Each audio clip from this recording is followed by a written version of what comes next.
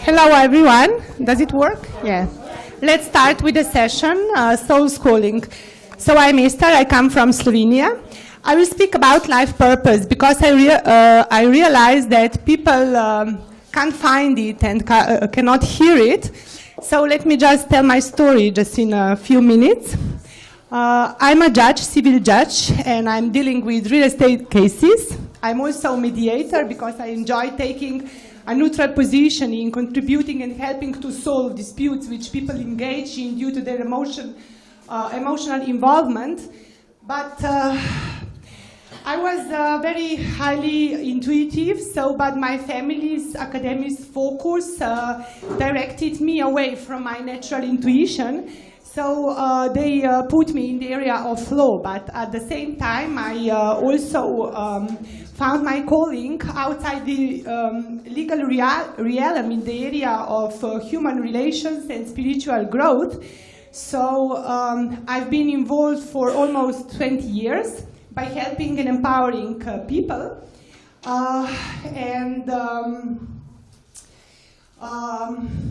think that maybe my point of view might sound a bit metaphysical, but it's my personal story, how I found my life purpose and how I follow it.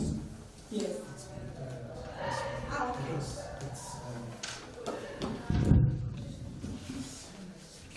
Well, like this. Okay. I have people with questions. So what would I do if I had an infinite amount of money in my life? It's very helpful question relating to your life purpose. And then what is that I enjoy the most in my life? So where are my passions? Where are my hobbies? So we have to be aware that we are all in this time and space, in this material world, with a specific divine life purpose. And I think my point of view is that living our life purpose is the whole point of our living. So this is the reason why we came here on this planet. So every one of us has their own and unique life purpose, and it's the only we can realize it and live it. So no one else can fulfill it. It's only me, only we. So, and what is also important is that it's never too late to find your life purpose, and that each of our life purposes are unique. So we are not competitors, and each our life purposes complement each other's. So, I help people when they are looking for life purpose with another moment. So we have to be aware that we came from the world of oneness, where there's just love. Only love exists in the world of oneness. So we have to ask ourselves. I think that the common denominator of all our life purposes is to share love. So when we focus on our search for a life purpose, it is to discover which form of love is that we wish to spread. So are we going to be healers, teachers, whatever, but just focus on love. So because by living our life purpose, we spread light. So we are lighthouses, and we immediately erase the darkness around us, and then help other people. So and make a change for the whole planet. But if you want to find it, to hear it, we have to be shielded from the distractions of the outside world, which are constantly diverting us from it. So we also need to spend some time in silence, in isolation. So isolation is our gift. Spend some time in nature, in meditation, that we can hear the voice, the very silent voice of our soul, our intuitive self, which knows exactly what our life purpose is. And the fact is that we are a part of bigger energy, of bigger ocean, and this energy, this is universal intelligence mastermind, and this energy knows exactly what our life purpose is better than our ego. So we have to also distance a little bit from our own ego, and we have two aspects of our ego. One is in material things, and other is in our powerful titles. So it is sometimes the more we are educated, and more it's difficult to disconnect ourselves from our old titles and everything. So.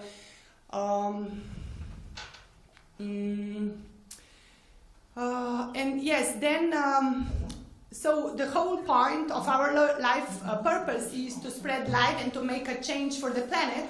So when we are searching what is our life purpose, we have to ask ourselves first, who am I? We have to be aware and to feel that we are energy, that we are full potential, that we are unlimited creativity, that we are magical, ageless. So. And our open heart is the portal, the gate to this our higher self. So this is the bridge. So when we have open hearts, we immediately can feel why we are here. So what is our life purpose? Which kind of love we wish to spread? And then we have to ask ourselves. So where is my passion? Where are my hobbies? Because where our passion is, here is our brilliance, and all of us has one activity that we can do effortlessly and unaware of the time, and then when we offer our brilliance to the needs of this world, we live our magical life, we live our life purpose. And then we immediately have to turn to others, to the outside world, and ask ourselves, so who do you do it for? What those people want or need? So what's the benefit, what we offer? So what is the benefit for others from our life purpose, from what we are offering, even our services or products? So we have to have also complete focus on the benefit for others. And main question is all the time, how may I serve? How may I serve?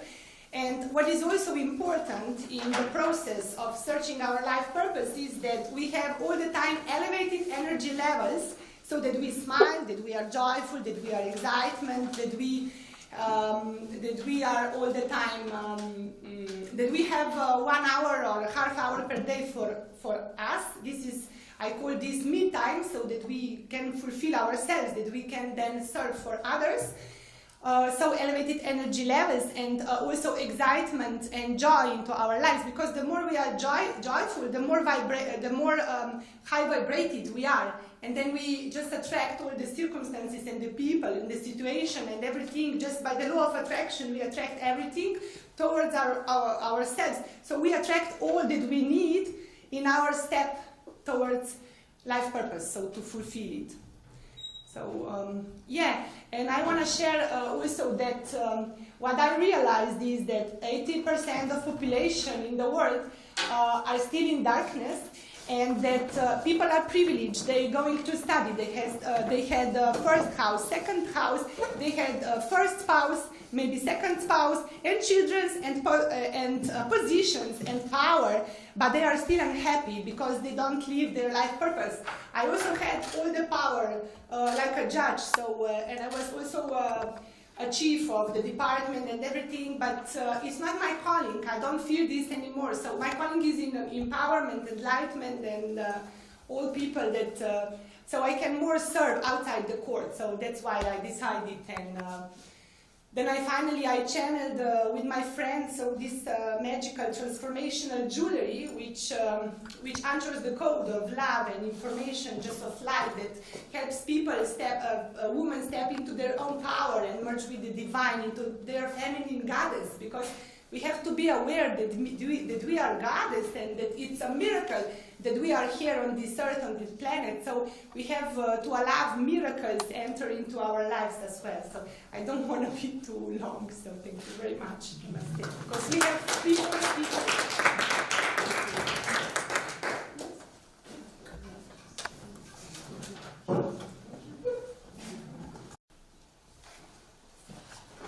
Jungle.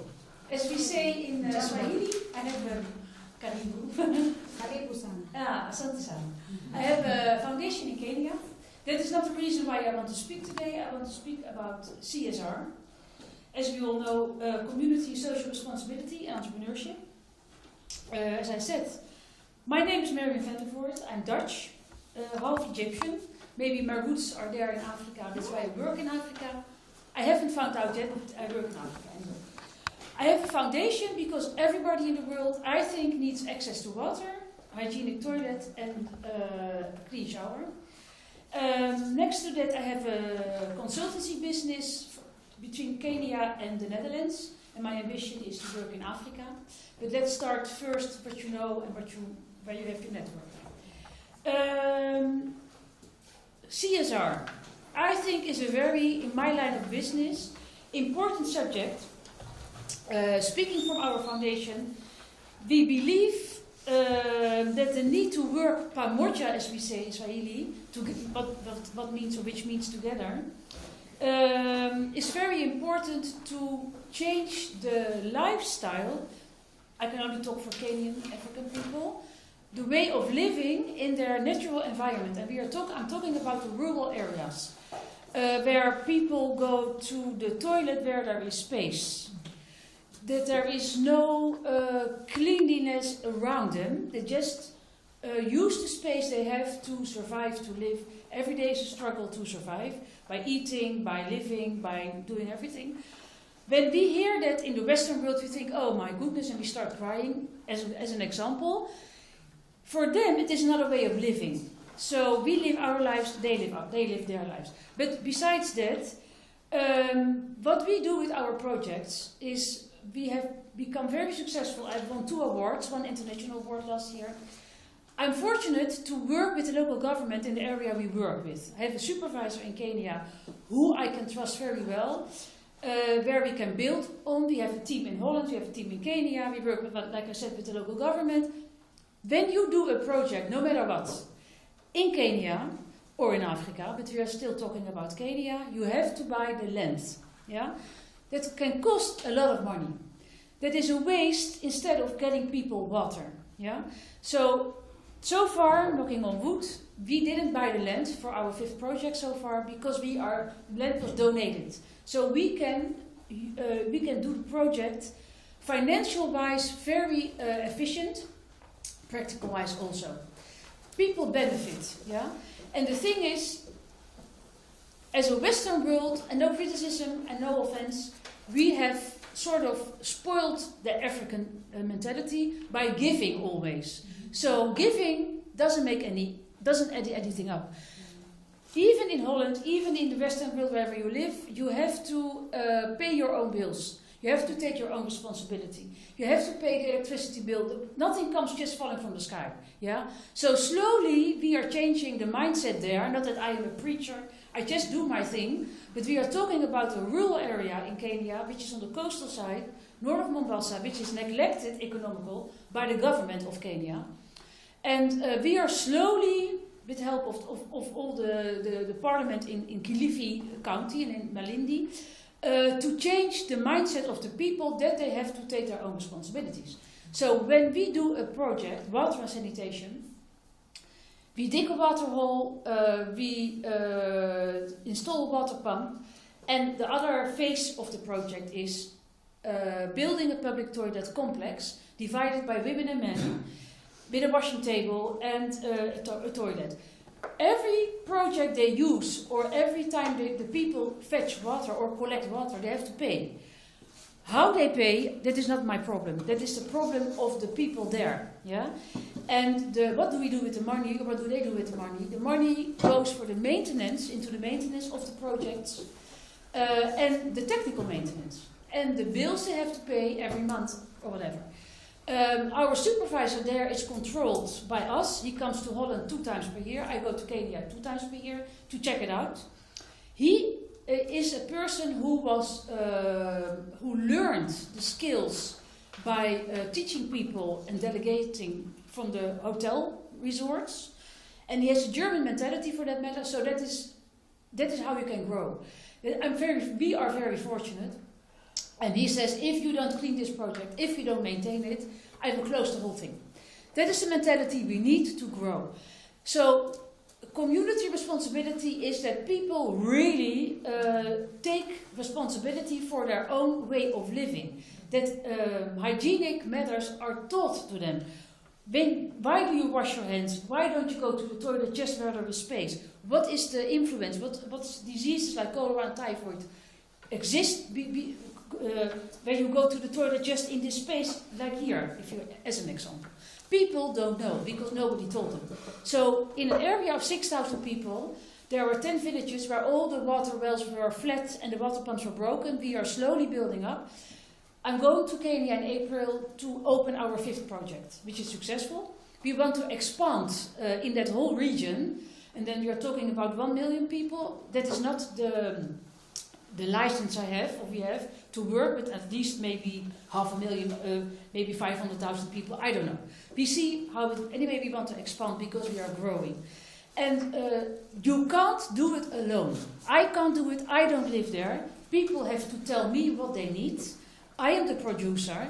I make sure the money gets in. That's a very, very tough job. People don't even realize. I do it as a volunteer. That's no complaint, but that is the harsh reality. You have to, especially in Holland nowadays, since I think it was 2014, the law of the foundation regulations have changed a lot, which I think is very good, because everybody can start a foundation, no offense again, but you do it right or you don't do it right, that's up to everybody, but if you want to do it right, it is a full-time job. Yeah. So I used to work 16 hours per day for 6 days per week, and now I can, because I built up my name and the result, I can do it a little bit slower. That is why I have time for my business, because I am in the diplomat world in The Hague also, and people lots of time ask me, Marion, when is this and that holiday? Where do I go if I get people from Africa visiting Holland, or people from Holland go to Kenya or Africa? Where do I go, etc., etc., etc. I have a business partner who I work with, and it's a consultancy agency, so I am in the middle. And I just, you ask and we deliver. That is, in a nutshell, what we do. And that is very wide. Also, the visa process coming even for a holiday to Holland from Africa is very, very complicated. It's a long process. Can take 2 to 3 months. Has a lot of things which comes along that people don't even know. So that is my business, but my foundation is still my passion. And my business is there if people want to hire me or that I can give help in whatever way. So far, thank you very much for your attention. I don't know if there are any questions, or maybe you can after, because we have 2 other speakers. You can ask my business card and we can be in contact. Whatever people want. Thank you very much. Asante sana.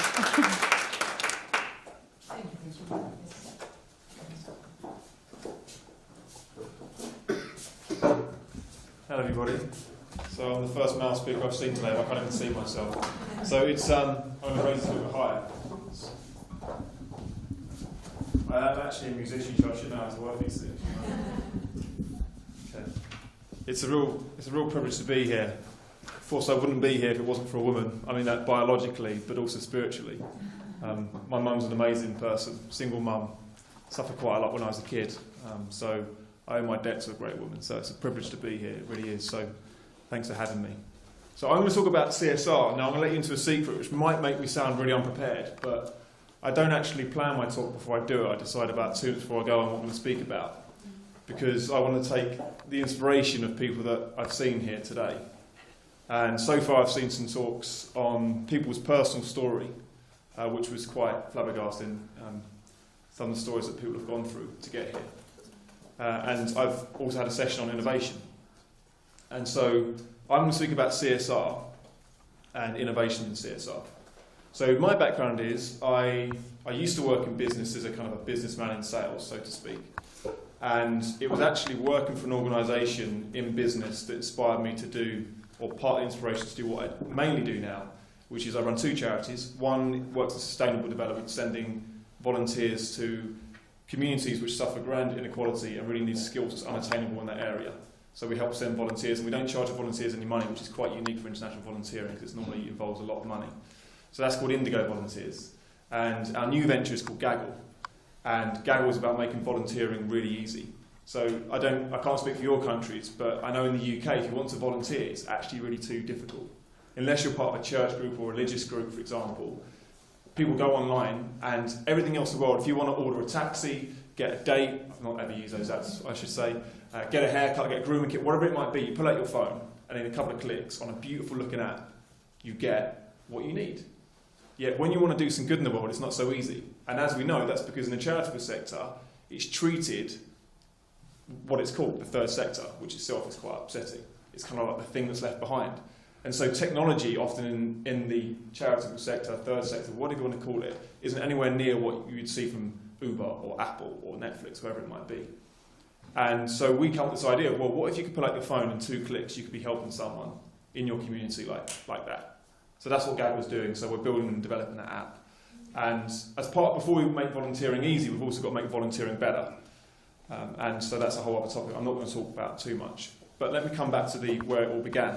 So I was working in a business for an organisation that has a turnover of £13 billion a year, profits about £3 billion.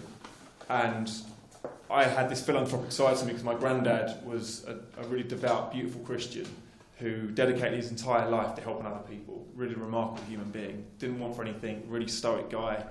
Lived in a really sort of scatty house, and he just helped people all the time. So that was kind of always in my heart. And so when I started in business, within about 2 weeks of finishing my education and going to this big job, which I thought was a dream job, and I had the company car and a mobile phone like that, I kind of felt like my heart had been ripped out because it was just too focused on the money. And now, I guess my political leaning is more left side, as a lot of people probably are, but I don't believe in kind of sides actually.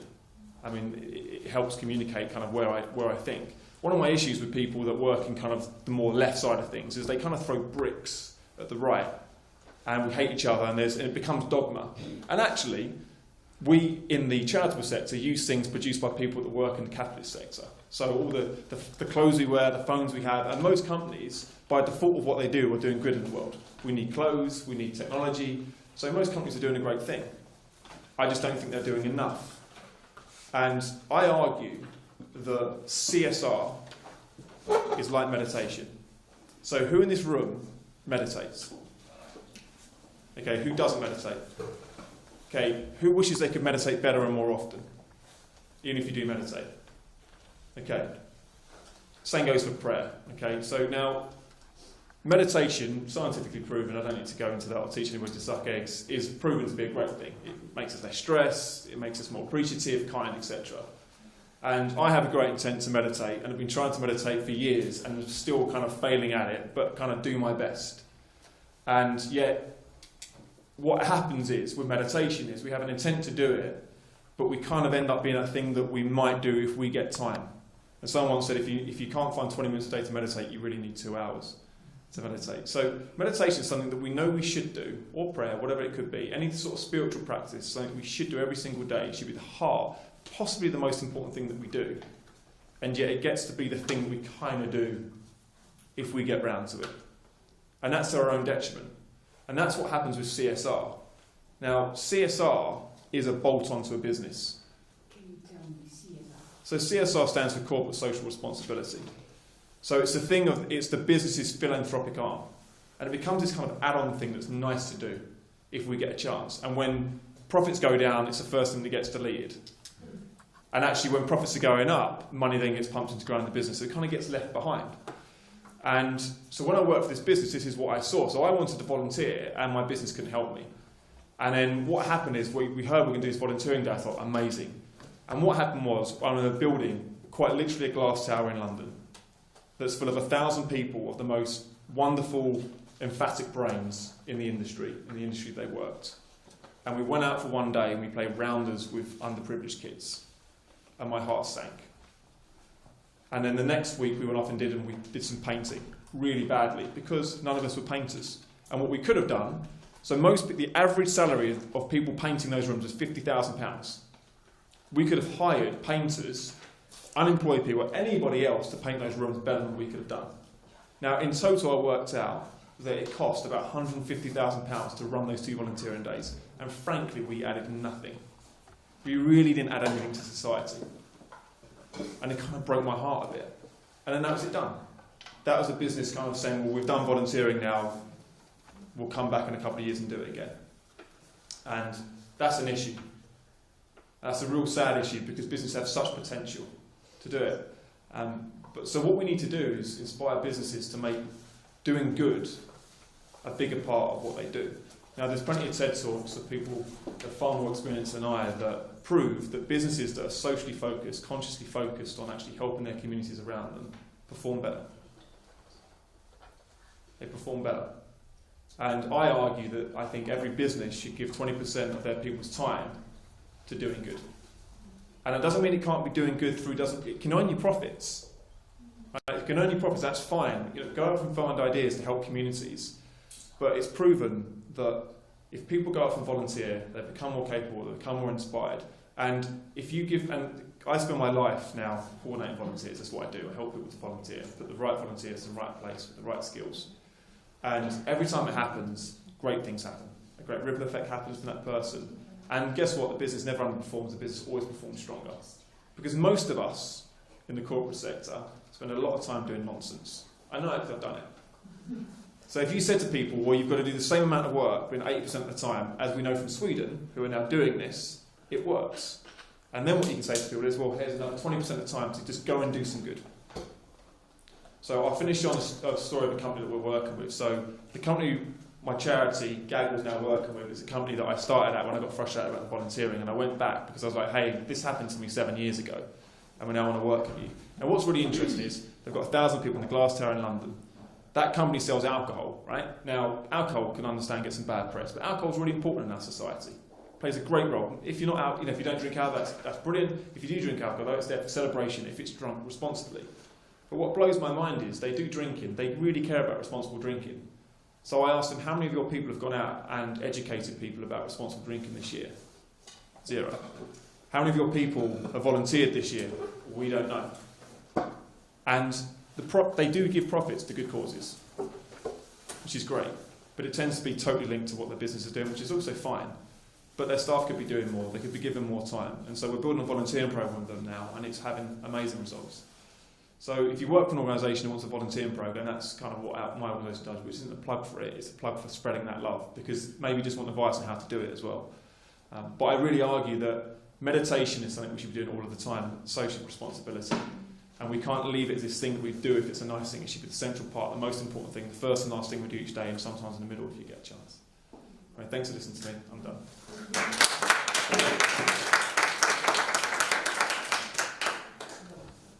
Yeah.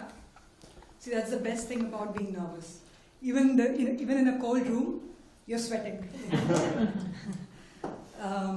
I just want to, because I think I thought Benjamin would introduce all three of us. So I'm going to quickly introduce myself. My name is Sindhu. I'm one of the co-founders of a fashion label called Karigar.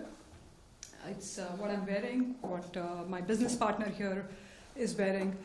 And Karigar is a design label that brings highly fashionable products made by rural artisans to people all over the world.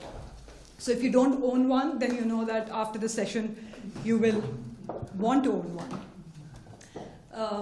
The topic that we all three were speaking about was the role of a corporate sector, role of an individual, role of consumer, and role of personal leadership in corporate social responsibility and in doing business in general. What is your purpose, what is your potential, and your passion to be able to do that. And I would like to speak on this topic based on my personal experience and journey of Karigar. So let me take you back in time. Let's say 5000 BC. That's really long ago. But I was curious to understand how were we producing clothes then? What was happening then? Did we have something called textiles, cotton, natural fibers? And to my surprise, yes, it was. In the Harappan culture, the biggest civilization in Indian subcontinent, cotton textile was mentioned. And I was like, oh wow, that's amazing. So what did we do? How did humans produce their clothes? And what was interesting was they produced clothes being inspired out of what they saw in the environment. So something that was already naturally available. They didn't know what was a nylon, what was chemical dyes. They didn't know anything about it, and still they families, men, women, children, villages, communities got together to produce clothes that they use for personal consumption and also earned a living out of it. And that's amazing, right? I mean, you sustained yourself by being so sustainable without harming the environment, without harming people around you. That's such a beautiful thought. Now, fast forward to 21st century, which is where we saw the Industrial Revolution, and now, of course, it's the fourth stage of Industrial Revolution.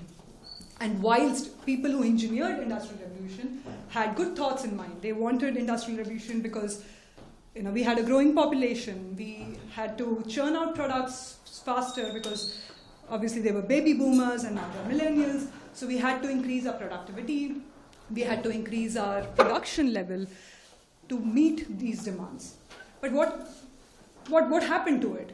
We are, as corporate organizations, as consumers, as individuals, we are getting so crazy about having the cheapest product, having the best fashionable t-shirt, which I'm going to wear only for 2 weeks because my neighbor is going to buy something new in 2 weeks, that we have pushed our productivity to something that has, it's made our lives and the lives of course, our children extremely dangerous.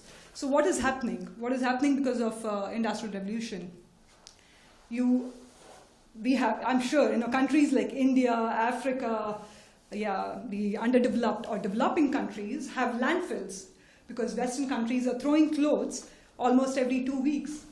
And those landfills are filling up your water, your ponds, your lakes, which cannot be recycled. So, someday it's going to explode. And that hopefully that day is not tomorrow, but, well, it's coming.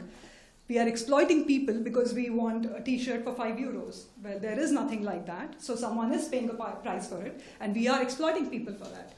And last but not the least, when I took you back in time, there were people who have the skills to do and produce products sustainably. It's not something new that we have to invent. It's already there. And those people have lost their skills, have lost their touch with what the real world today needs. So they have the skills, but they don't know how to bring their skills to this market.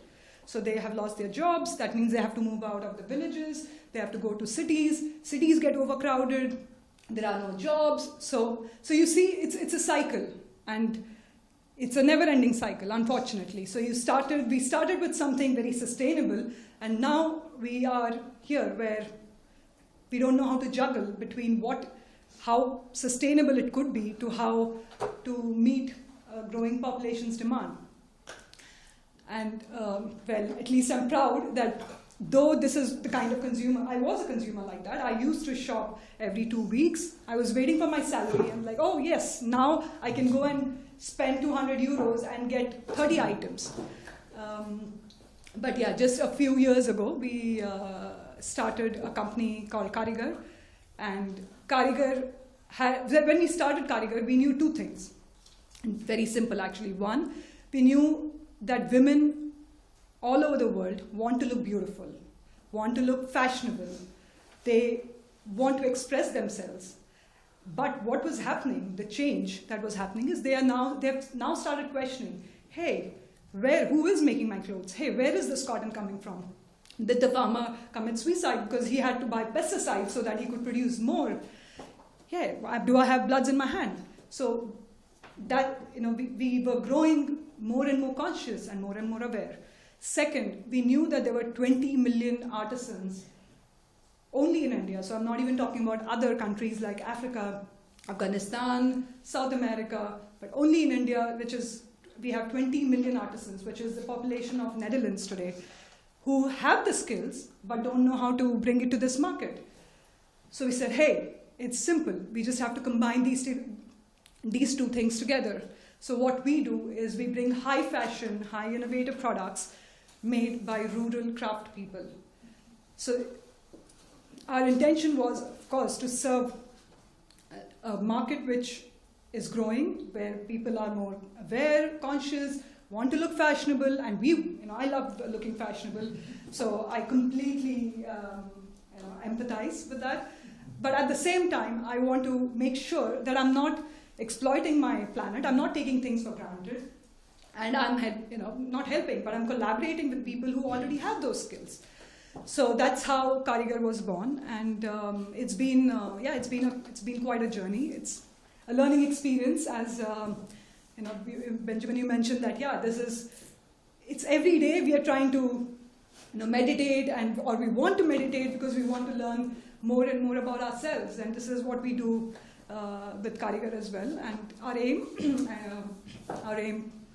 it's a very, very ambitious aim, but we want to build an ecosystem where we can collaborate, reach, and train 1 million artisans by 2025. And of course, and we can't do it alone. So we need all of you. So as a corporate organization, we need individuals, we need consumers to join hands. And that's the role that we individuals can play in making the world not a better, but best place to live in.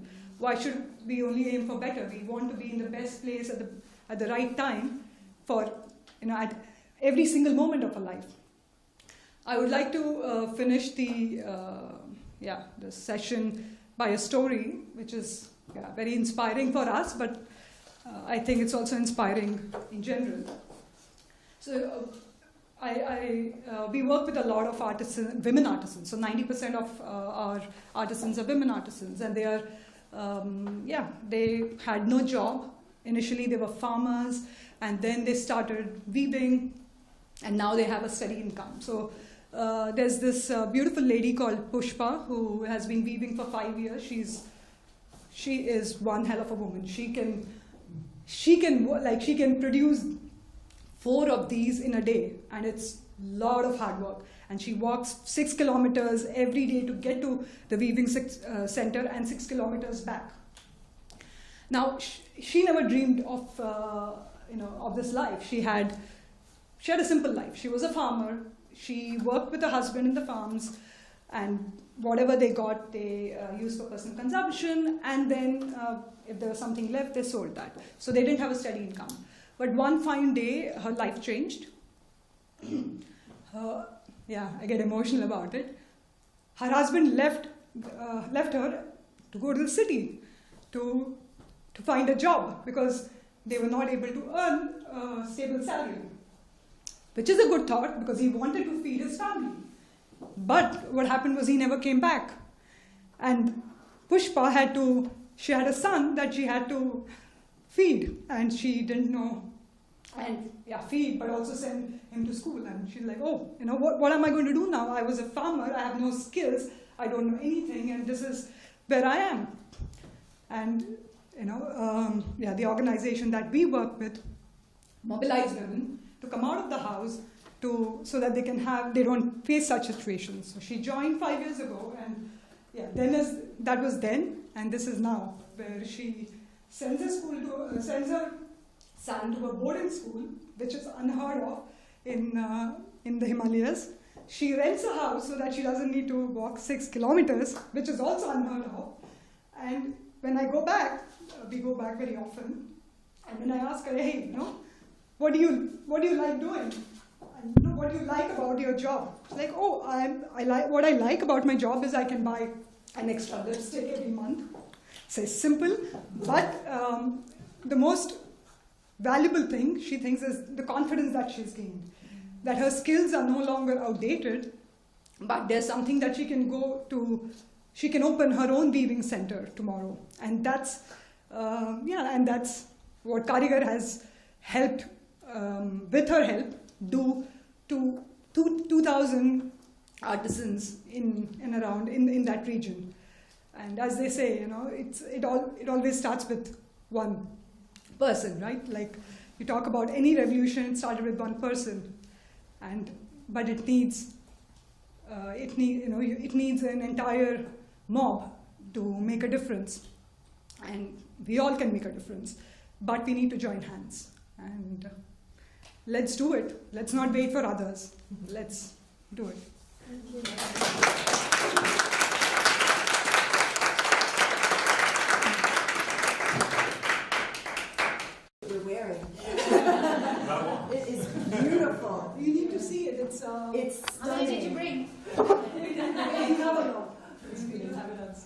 it's I'm the salesperson. Karigar is about innovation, as I mentioned. So it's not only innovation in product level, but also in the production techniques, and mainly as a concept in itself. Because if ever you would like to travel with me to the mountains, and if you see how, in what environment it's done, that itself is innovation. Because bringing such products from where they come, I think it's unheard of. But yeah, do you have a website, or how can we? Yes, so we initially started selling only to business consumers, so through retail shops. But in 2015, we did a crowdfunding program for business to consumers, and we successfully crowdfunded.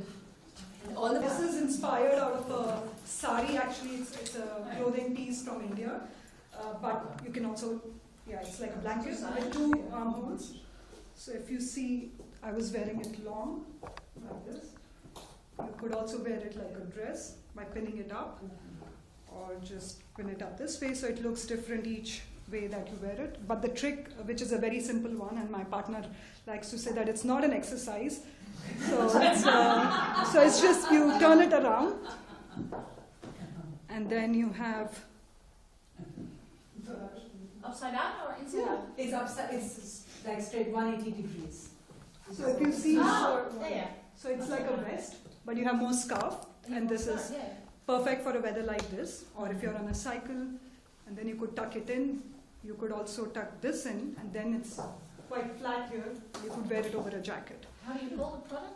It's the cape. Cape. Every superwoman needs one. We all are superwomen.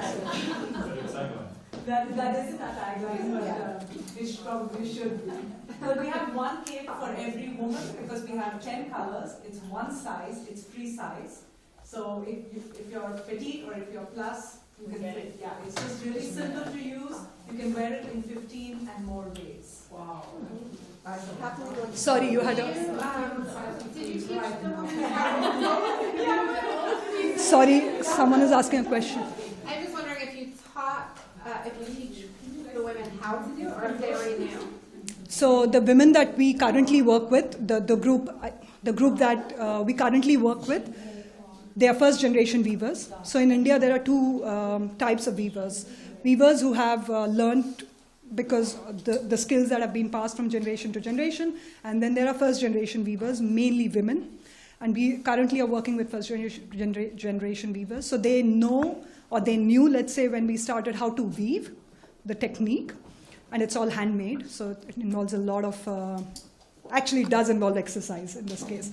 So what we do is we do design translation. So we understand what they can do in their own environment, because that's also very important for us, that we don't disrupt them from their environment or displace them from there.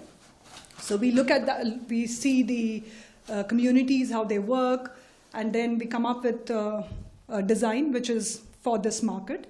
And then we help them translate that. But it's not only design translation, but it's everything from quality checking to maintaining the standards, maintaining how the logistics, how to make sure they don't waste a lot of yarns, etc. So it's an entire philosophy in itself. That we call it design translation, but it's translation to make their enterprise successful.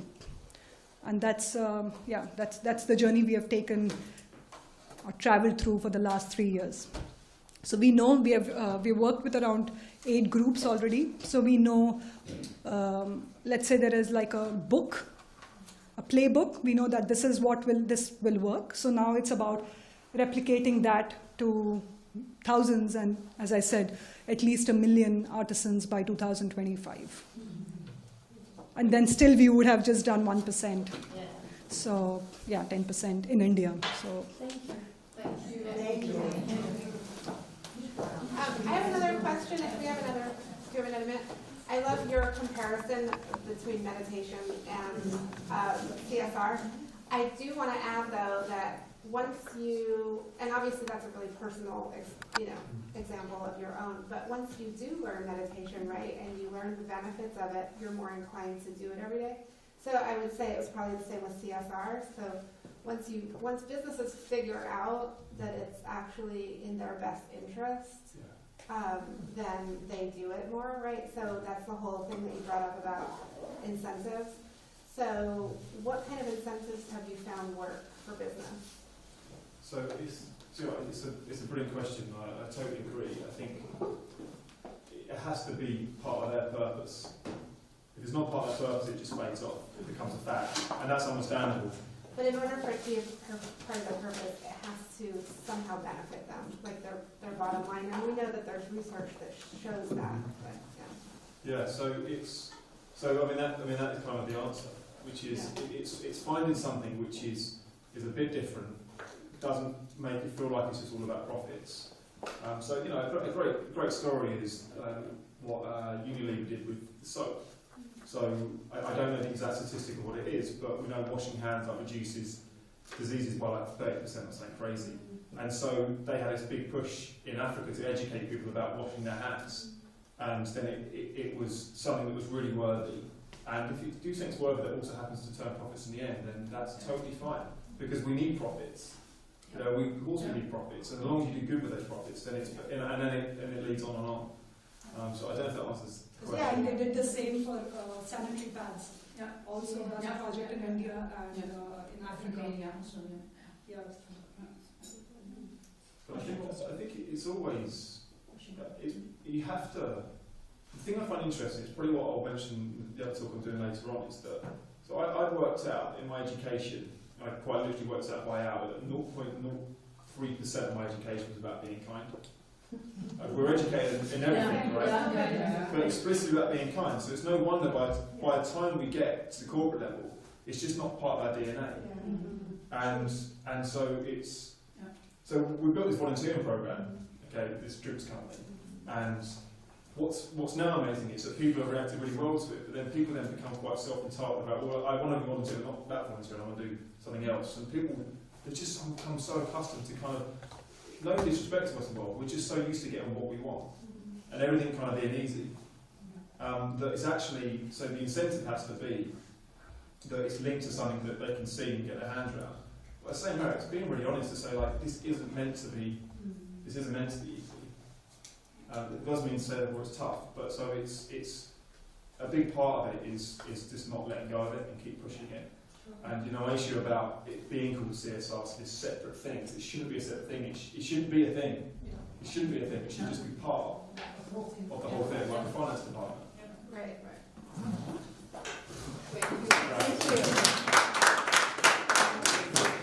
Thank you.